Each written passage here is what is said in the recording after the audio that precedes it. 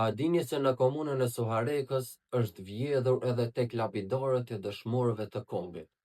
Prokuroria themelore në Prizren është duke hetuar pas ekziston dyshimi keqpërdorimit të fondeve publike në projektin për ndërtimin e lapidarit të dëshmorëve të kombit në fshatin Studençan.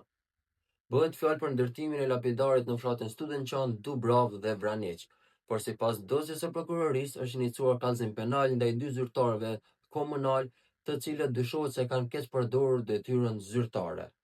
Sipas të dhënave të përfshira në dosje, ekziston dyshimi se shuma prej 6.900 euro, e cila është dedikuar për ta ndërtuar lapidarin e dëshmorëve të kombit në fshatin Studençan, parat vetëm janë avolluar, i ka marrë operatori ekonomik, ndërsa punimet nuk kanë realizuar fare.